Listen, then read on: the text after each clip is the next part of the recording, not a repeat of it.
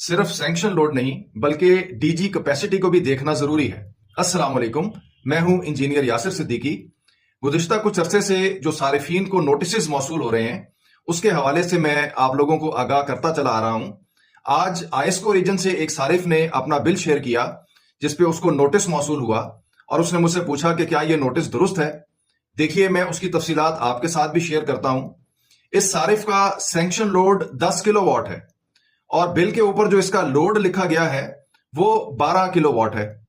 अब 10 किलोवाट के sanction load के ऊपर आम तस्वुर यह है कि आप 15 किलोवाट तक का सिस्टम लगा सकते हैं, तो फिर 12 किलोवाट के लोड पे इसको नोटिस क्यों मिला?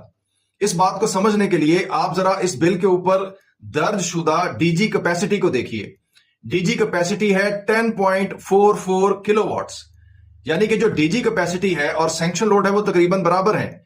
तो आपका सैंक्शन लोड चाहे ज्यादा भी हो, लेकिन अगर आपकी फाइल में दर्ज डीजी कैपेसिटी कम है तो उसकी बुनियाद पर भी आपको नोटिस आएगा। इन्होंने जब अपने मीटर की रीडिंग्स मेरे साथ शेयर की, जो कि मैं आपको दिखाता हूं, तो आप देख सकते हैं कि 16 नंबर पे जो रीडिंग है वो कम है, यानी कि वो रीडिंग जो है वो विद इन रेंज है, यानी कि इनकी जो मैक्सिमम इंपोर्ट है वो 3-4 किलोवाट से ज्यादा नहीं है, लिहाजा इस पहलू से कोई मसला नहीं है। लेकिन आप 17 नंबर की रीडिंग देखिए, तो जो 17 नंबर की रीडिंग है वो 12 पॉइंट समथिंग है।